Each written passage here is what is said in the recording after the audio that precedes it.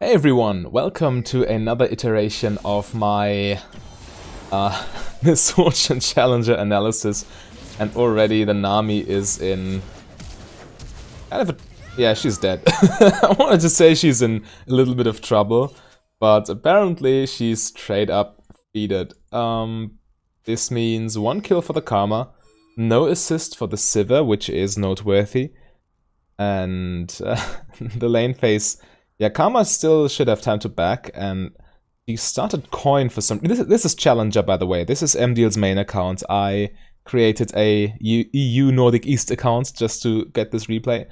And yeah, Karma starting coin, which is interesting because you normally expect Frostfang, since the coin line is not in too good of a spot in general. The combat stats it lacks compared to Frostfang are really noticeable. Yeah, Nami though has... oh, Spell Thief's Edge is the first, yeah, not Frostfang. Okay, but the lane phase... yeah, Misfortune started Doran's Shield again, which does make sense considering Karma is rather poke heavy and Doran's Shield will also be constantly triggered by Sivir's ricochets. And Sivir herself also taking Doran's Shield, which works out, I think, because she is a late game hyper carry and wants just to survive early game, especially against aggressive champions such as Misfortune and Nami. Nami actually having the strongest level 1 of all supports, landing a bubble on the Sivir there, but no big follow-up, so she's basically good to go. Got even a shield by the Karma. And yeah, the poke's already starting. As far as last hits, it's still relatively even. Emdiel's rune setup is... oh goodness, the first gank. Yeah, I put Fog of War to blue side, so we just see it from Emdiel's perspective.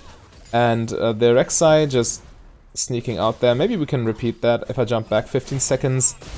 Yeah, I wouldn't call this overextended. And yeah, Rek'Sai from out of Fog of War tunneling through. Probably exactly knowing the vision line where he needs to place this tunnel. Yeah, but that was very well executed from red team's parts. Emdiel just stacking his souls. Yeah, nothing he can really do. He cannot fight 1v2. Goodness, the camera. Some of you guys told me how to... oh, toggle direct camera. Yeah, okay. Nice. Okay, easy. Yeah, thank you. Yeah, some of you guys told me that you can do that. Okay. So, Misfortune being in lane on her own, which is not too big of a problem. Well, it is concerning that typically as Misfortune you need to snowball, but with Dark Harvest you don't really need to. You just need to get to late game and abuse your soul stacks. But, yeah, but Nami died already 2 times. Well, not feeding the Sivir too much gold, which is the good part about it. But yeah, Misfortune now at her first back. At this is gold earned, this is gold inventory. Okay, 800 gold, yeah. And this should be 2 long swords, which is fine. Misfortune has a very good build path in the sense that you basically always have gold for some components. And yeah, I was about to talk about the rune setup, which is again Dark Harvest, Taste of Blood, Eyeball Collection, and Relentless Hunter. And for the secondary path, he goes with Absolute Focus and Gathering Storm, which is basically all the AD runes you can take. Yeah, of course Dark Harvest scales pretty hard with AD. I think it's the best AD scaling of all the keystones, except for Electrocute. And of course it deals adaptive damage, so Lethality is also very strong. Yeah, this is Emdiel's setup, and now they are still fighting. I don't really like this fight too much. Of course the fiddle gank works, but when you do these kind of ganks in lower elo, what tends to happen is the gank is not coordinated enough and the laners just get mauled by the minions. They do a lot of damage, and as soon as the laners go in, if the let's actually rewatch this gank. That's not enough.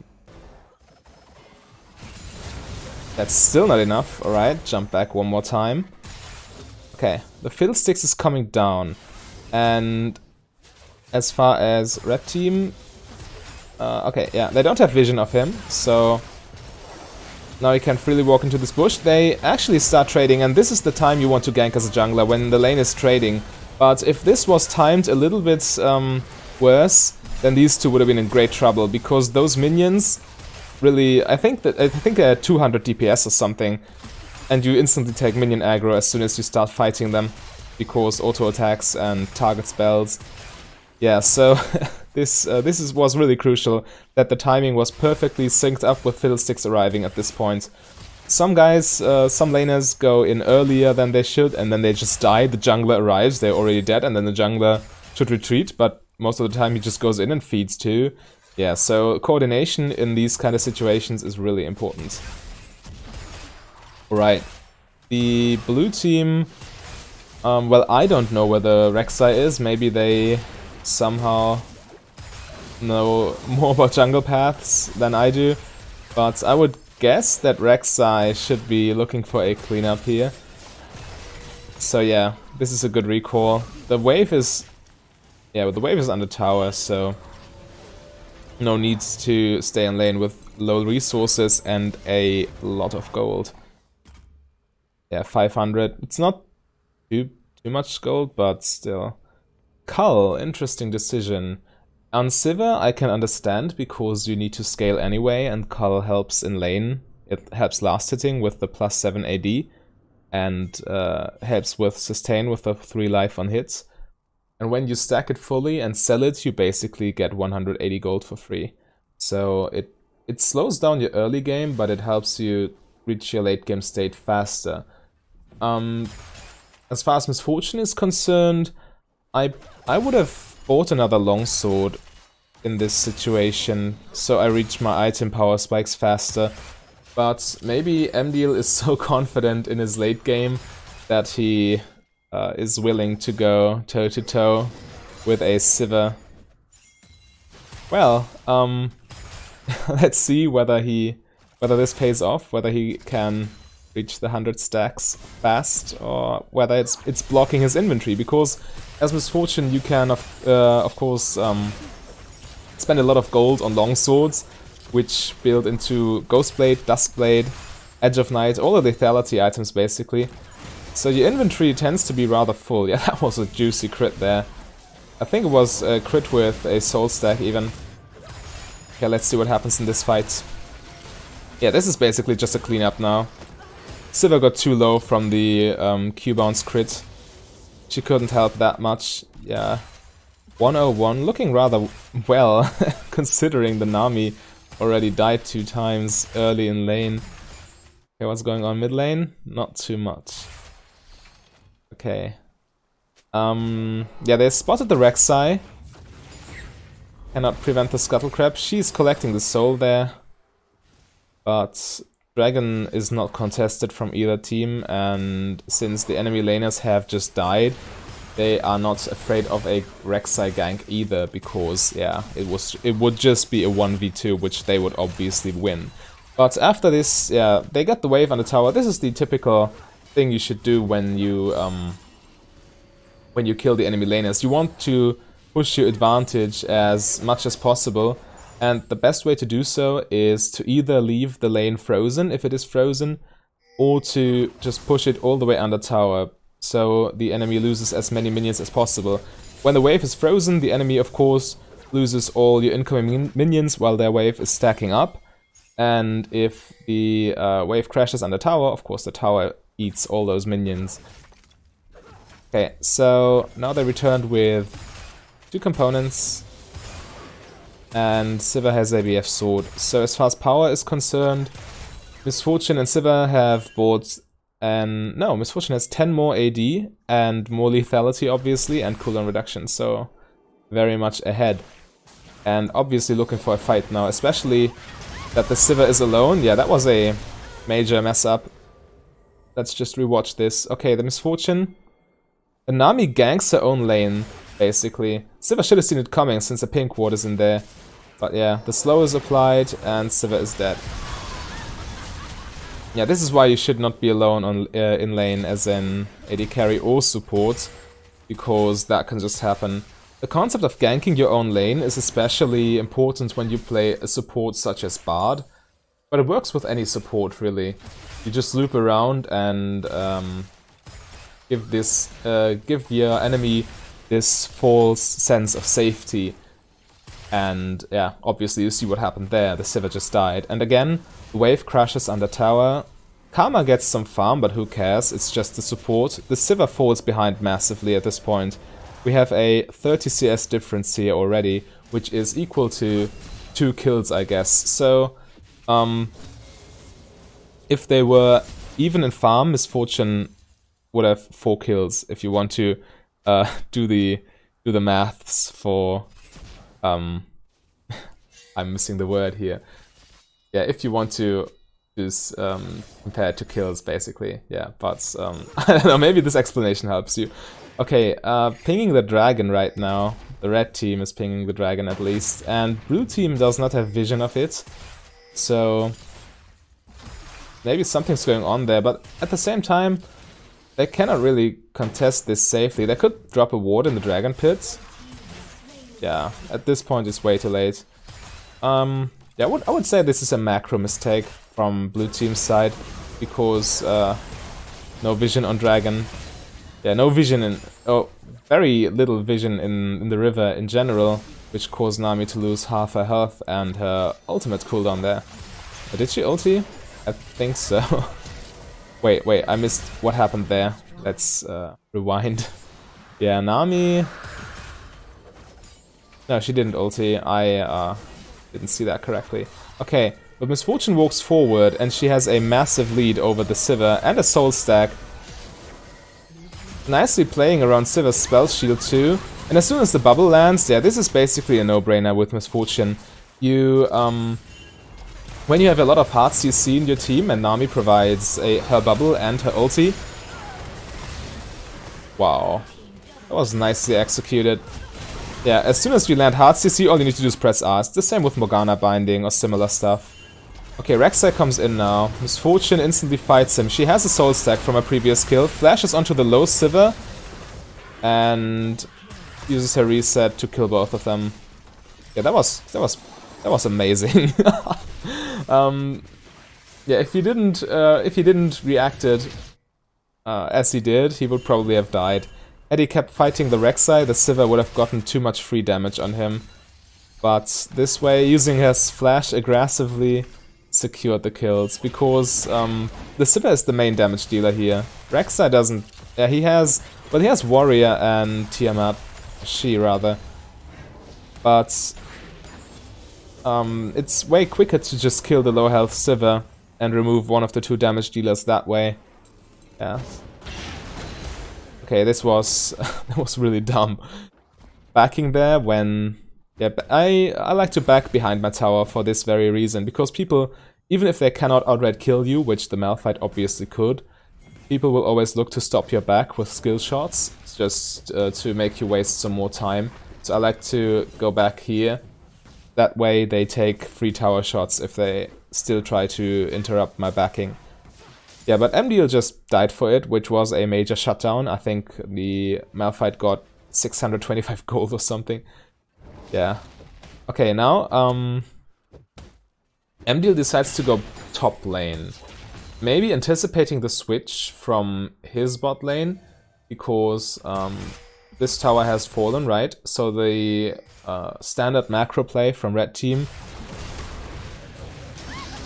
wait. Yeah, okay. Got caught out there, unluckily. Basically no vision in this side of the jungle, and when this tower has fallen, you can basically... damn, too much going on. I'm so close to pausing this. Alright, Nami getting out of there. You can basically just draw a line from your outer towers to one another. So you draw a line from this tower to your mid tower, because those are intact. And everything beyond this line, so your blue buff, your Gromp, all this, is no longer safe territory to walk in. So if you have no wards in here, you can easily get caught out, as we have seen with Misfortune. Yeah, but I think he originally tried to go top lane because he was anticipating the switch from the enemy bot lane, because their top laner has taken the blue side's tower, and therefore... no, wait, what am I talking about? No, wait, I actually don't understand. You normally swap when you take the tower. I actually don't know why Emdiel went top lane there, now that I think about it. Maybe to get rid of some pressure here, because dual lane. Maybe because the dragon was taken and Rift Scuttler is... no, Rift Herald is up. Yeah, that might be an explanation. But yeah, Emdiel is probably watching this video too, so he might tell us in the comments. It's always nice to have you. So yeah, it's always nice when the player can answer the questions himself. Yeah, I'm really interested. Why did you go top lane there? All right. However, the lane swap did finally happen because red team took blue side's turret. Maybe he was just anticipating the turret to fall anyway. I don't quite remember how low it was 2 minutes ago. Yeah, but now the enemy bot lane is facing each other top lane, fighting for vision. Quite risky because, yeah, they don't see most of the enemies. And Malphite arrives and uses these vision baits to kill off the Nami. But Nami is not worth too much gold, being 0-3. Misfortune is... she died 2 times in a row, basically, but she's still sitting at 1 and almost 2 items. Yeah, this item, this Ghost Blade, could have been completed maybe if she hadn't bought Carl. Didn't pay attention there either. What happened? What was this dive? Could it have been avoided? Yeah, Misfortune respecting the Malphite's zone. And yeah, this is definitely a situation in which you back off immediately, because you can never, under no circumstances, hold this tower on your own, especially not as an AD carry. As a Tryndamere, maybe, because the enemy might respect your ulti. But this tower there is basically just an additional player, so it's damage-wise, so it's 2v3, which is still bad. And you can easily outplay a tower by switching up tower aggro and whatnot. So he should have just let the tower and run to safety. But he ran too late and eats all this crowd control, which kills him. Yeah. Right. Minor mistake there. Well, if minor or major mistake, hard to decide. But at least Yasuo, since top lane has 3 red players there, Yasuo can freely take mid tower, which opens up the red side jungle for the blue team. As I've said earlier, just connect the turrets. I think it's easier on the minimap. If you just connect this turret to this turret, you see this territory. This is now very unsafe for red team, as compared to if the mid tower was still there, because then the connection would be this, and so what's the mid tower doing? It's providing vision, most of all. Since it's gone, the enemy can just walk there and you don't see them invading, which is the reason why this territory is no longer safe. Alright, Scuttlecrab taken. Emdiel's still going top lane. He doesn't have his ulti, so grouping is not too valuable, I don't think. Well, this is at least my rule of thumb. I don't feel bad going to a side lane to farm when my ult is on cooldown anyway. But yeah, he has a soul stack, and this is a free kill on the Malphite, which is full AP, I think. I will watch later. Yeah, Malphite is down, which is their main initiator, so they just get follow-up kills after. Emdiel positioning very aggressively there, which almost cost him his life. And Nami heals him back up though. Okay, let's quickly look at Malphite items. Yeah, Malphite full AP, as I've thought, which was the reason why Skarner even went for that play. Full AP Malphite still gets some tankiness from base stats and his ability. I don't know which one. He has one ability which has a passive effect that gives him armor. But if he is full AP like that, he's a rather squishy target, so the Skarner ulting him into 3 of his teammates was a very safe play. And this fight, of course, is... yeah. Wow, wait. I definitely expected blue team to win this. Oh, they still do. They still should be. Yeah. Because blue team had the numbers advantage. still. The Malphite had died earlier, and Red Team just kept fighting, which was a major mistake, because you just lose more and more players that way. Yeah, they killed Skarner and Fiddlesticks, but they lost 4 people in total, which is of course definitely not worth it. Top tower is still standing, which looks like a good target, but at the same time, you need to recall here. You need to, if you stay there, that's just an overstay, because the enemy will respawn. They have just converted their gold into items, and got all their HP and mana back. And you're just standing there with your depleted resources and your pockets full of gold, which you should have spent. Yeah, but this is the reason why you shouldn't overstay, or why you just die when you do overstay. But blue team correctly recalling and buying some items. Misfortune with 2 completed lethality items at this point. Let's watch this. Okay, Malphite going down real quick because he is, as I've mentioned, full AP. Nice, nice. Yeah, so stuff. Right, yeah. You see the numbers advantage again. Blue team 4 people, red team 2 people. That's basically 16 abilities versus 8 abilities, if you want to put it like that. So, of course blue team comes out on top here. Fiddlesticks with the ulti play. Yeah, that's just a cleanup. Misfortune not joining in the fun though. Still farming side lanes. Her ult is not on cooldown. Yeah, maybe she saw the situation and thought that her team would be able to manage it. I don't know. Emdiel farms quite a lot. Yeah, but at the same time he's the AD carry, he should be taking farm. And 200 farm at 20 minutes, that's a really, really good CS score. And his kill participation, let's do the quick maths. It's over 50%, so 55%. So it's still not too shabby either. Wow, that damage. The question mark things. Yeah, he's super fat. He's sitting at 3 lethality items. And bought a null magic mantle. I wonder, I think it's because he's afraid of burst damage and this 25 extra magic resist. This is the thing, the less magic resist or armor, it's the same maths.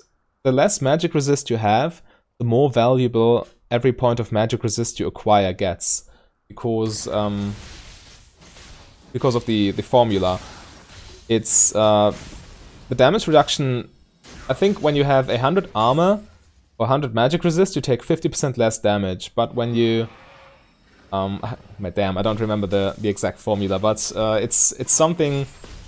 It's some fraction, like in the equation, and in the mathematical terms in English, I have no idea how to explain this. Yeah, but the less. This is the rule of thumb, just remember that. The less magic resist you have, the more valuable each point of magic resist gets.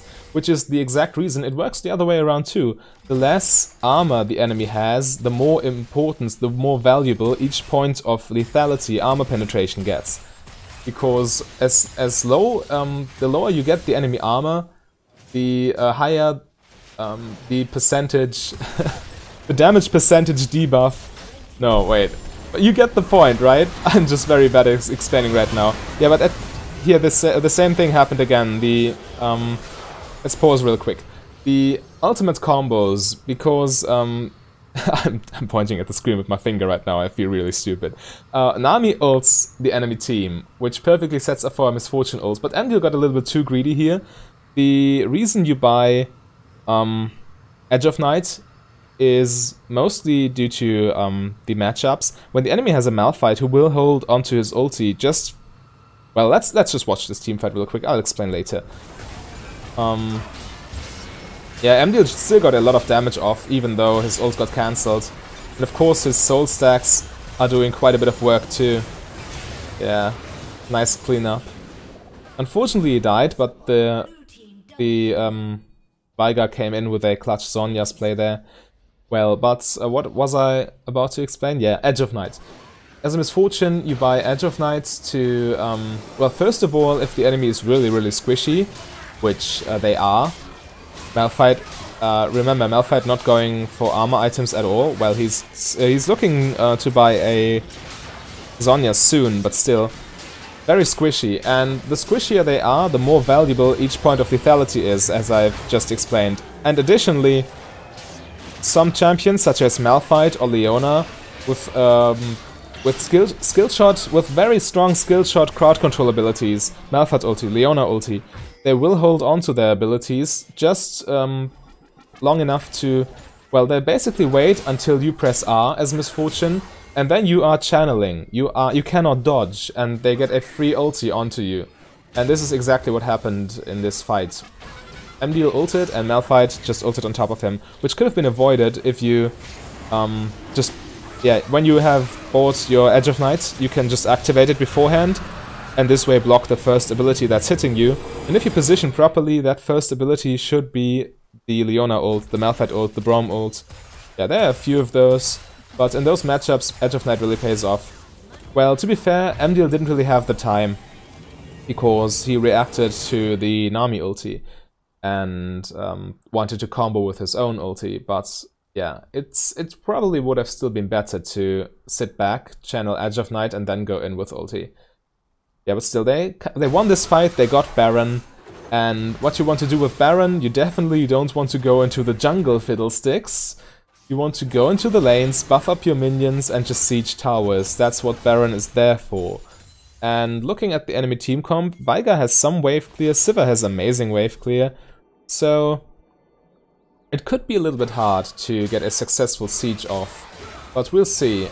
Misfortune now splitting bot lane. I don't like splitting as an AD carry, and Yasuo getting caught out, which of course is a problem, since blue team's advantage here. They still have Baron buff, but they don't have the numbers advantage anymore and need to be afraid of getting initiated upon at every given moment. So they see the Veigar bot lane, so it's still a 4v4 now. What? Could you explain that? Dude, stop! Okay, Emdiel is sitting at 4 lethality items, which apparently allows him to one-shot the enemy's support. Yeah. This serrated Dirk which Emdiel has bought. Let's watch the fight first. Yeah, that was unfortunate. Skarner and Misfortune got picked off. Yeah, but this extra serrated Dirk passive is unique, so it doesn't actually build into anything. But as long as it remains the serrated Dirk, he has this 10 extra lethality in addition to his other 3 lethality items and more of Malmortius. Yeah, he bought that as a counter to the magic burst damage. But those 4 lethality items basically are what's the real deal here. The enemy have not bought much armor, and this is the reason lethality gets even stronger. And the rule I've explained earlier still applies. The less armor the enemy have, the more valuable each point of lethality gets, which makes this serrated Dirk really worth it. And of course it always looks flashy when you just one-shot somebody. Okay, Fiddlestick Zhonya. They're fighting all the time. I really want to explain all of the stuff I notice, but it's really hard to keep track, to keep up with what's happening in the game. Right, yeah, but they should be getting this inhibitor now. Yeah, red team was not in the position to defend this. Now it's important because they don't have Baron buff, the enemy are all respawning. This is an overstay. This is definitely a mistake. Veigar got caught out, but this is a macro mistake from blue team. They still kill off the Malphite though. Lucky. This was a losing play, in my opinion. But they got away with it somehow. In Challenger Elo, I remind you. The Sivir is kind of behind. Well, she still has 2 completed items already and working on her Infinity Edge. Yeah, she has bought Quicksilver Sash for the Fiddlesticks, I would guess. Why has Yasuo bought a Quicksilver Sash though? For the Veigar cage maybe? Yeah, probably. That's the reason. QSS actually does not help against knockups, so against the Malphite it does nothing.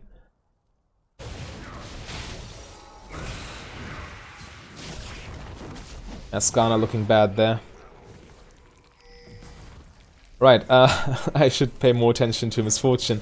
The ulti is back up in 5 seconds, so she really should look to group. Yeah, and now she's buying a Black Cleaver as her last item, since this allows... Black Cleaver, I remind you, this is still patch 8.10, 8.11 comes out tomorrow, but yeah, in this patch, Lord Dominic's regards, or Mortal Reminder, do not penetrate base armor. They only penetrate bonus armor. Black Cleaver, however, always penetrates base armor. It's a... What's going on there? I don't care. I want to explain the Black Cleaver stuff. Yeah, Black Cleaver is the only item Emdiel can buy in this patch to further reduce their base armor, basically, because he already has all the lethality items, the three completed items and the serrated dirk. These are all the lethality items you can get. So Black Cleaver is his only... Well, it's his best choice for burst damage, basically, and for ultimate damage. Using the enemy blue buff. Baron is up in 1 minute, but Infernal Drake is up in 30 seconds, so... Yeah, this is a very important objective, especially for... yeah, it's very important, because there are pretty much no tanks in the game. Everybody is stacking AP and AD, and Inferno Drake will give a huge boost to whatever team gets it. Emdiel is not joining the fun though, which might be troublesome. Okay, now he's there. He should just kill off the Rek'Sai, but he tried to loop around to flank the Sivir. Or the Veigar. Did he just one-shot him? Wait.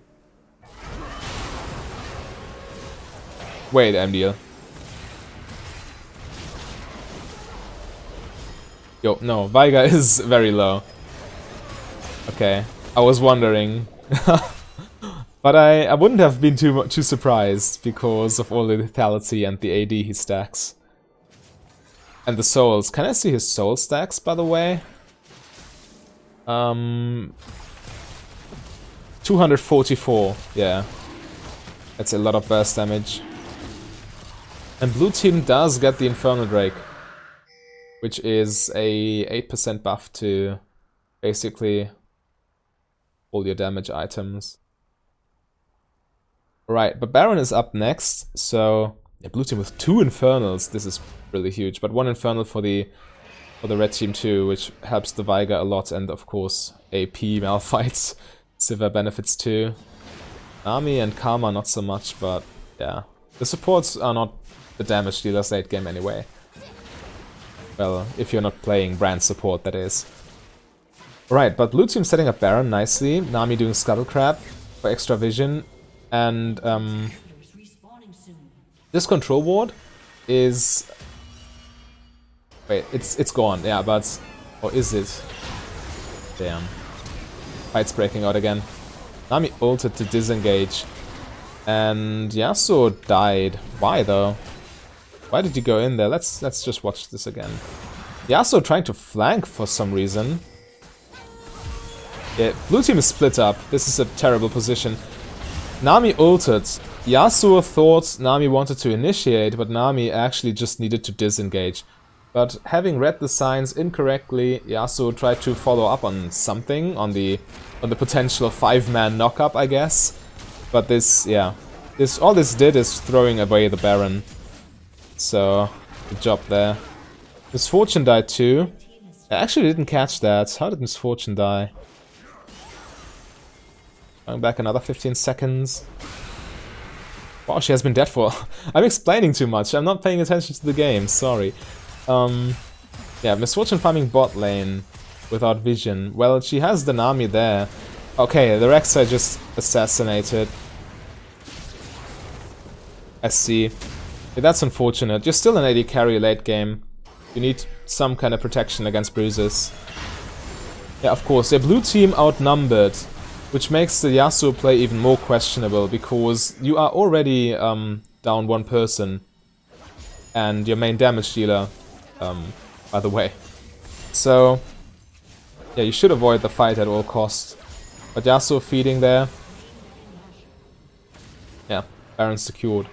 I was about to talk about control ward placings. If you are on blue team's side and preparing Baron, you need to place your control ward inside the pit, just as the Nami did. So you see the control ward sees the edge of the pit. The enemy might ward just over the edge, and if your control ward is standing here, for example, the range is not enough to spot the ward. And for red team, this is a little bit different. I will explain it from the Dragon Pit's perspective for blue team. When you do Dragon as blue team, you don't want to place your control ward here because the enemy they want to spot what's going on in the pits or what's going on in the Dragon area, and they definitely won't come from this side and ward over the wall because this is your territory. They will come from red team's side, obviously. And so you place your control ward right at the entrance, so you see somewhat inside the pit, but also outside of it. And I just paused because a fight is breaking out. And but this control ward, when it's inside the pit, this wall and this wall block off the vision, so you only see this small area in the river. But if it's standing in the entrance, you get the full radius. You see a very large section of the river. So the enemy who might ward over this wall, you spot this wall. You might ward over this wall, you spot this ward with the control ward here. So yeah, if you're blue team side, want to do the Dragon, place the control ward here. If you're red team side, place the control ward here. And for Baron, if you are blue team, place your control ward here. If you're red team, place it here. Yeah, okay. Let's look what's happening. I think I should just jump back once more. Alright. Red team having Baron buff now is of course a little bit of a problem. Emdiel with full build now. Probably not going to sell that Serrated Dirk. Well, I would sell Serrated Dirk for...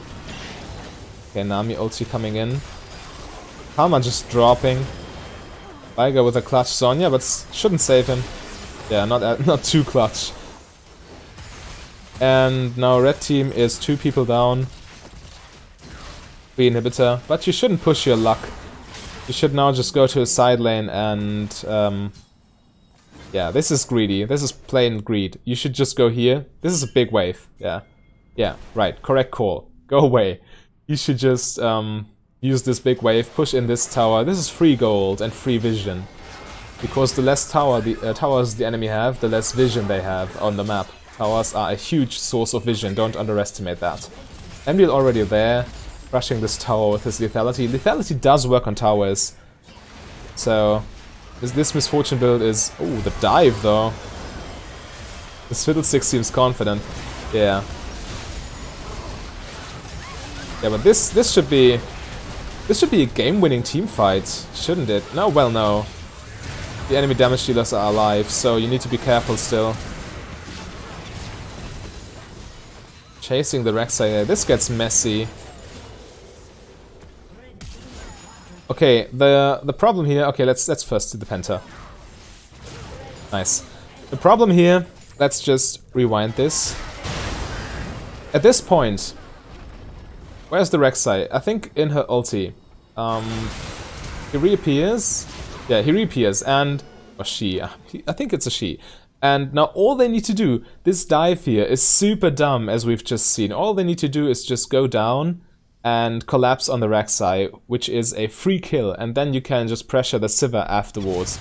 But what they actually do... Nami approaches the Sivir again and dies instantly. Misfortune approaches the Sivir too. Maybe hoping her team would come with her, but actually Skarner leaves and Sivir can just clean up Fiddlesticks and Misfortune because she is a fed late game hypercarry.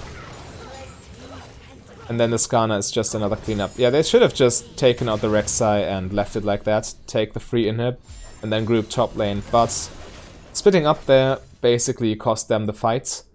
And now the Sivir, of course, 1, 2, 3, 4 items with... Yeah, she's basically at full build. She will buy now and get her 6th item. A GA or something. I would guess a Guardian Angel. Okay, but she's on her own. She just pushes. Let's speed it up a little bit at least. Okay, ping's coming out. Yeah. Now they're respawning.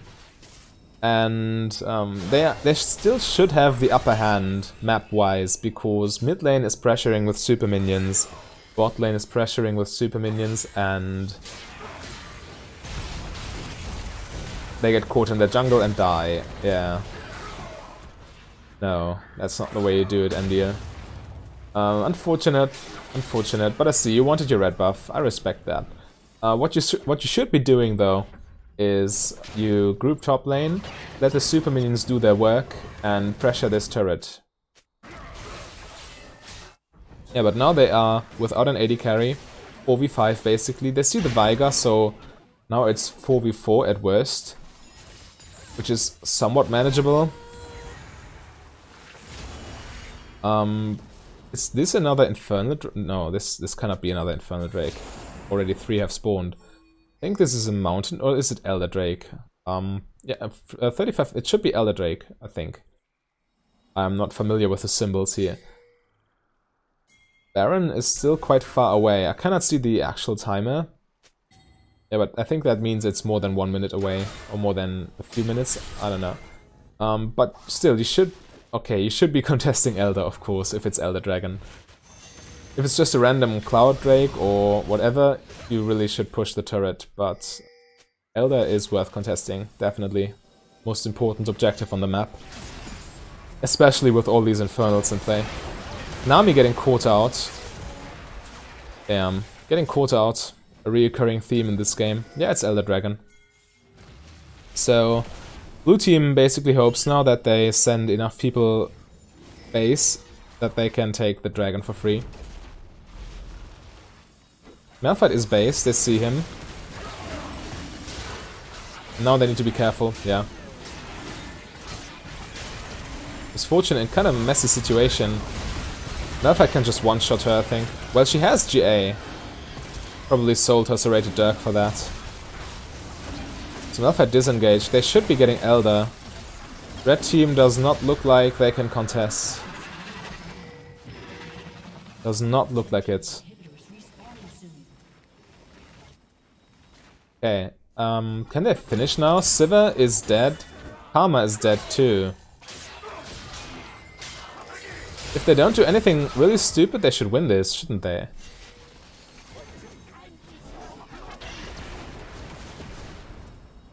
And they have Elder buff. Yeah, this should be game. Fiddlesticks jumping in, Veigar's dead.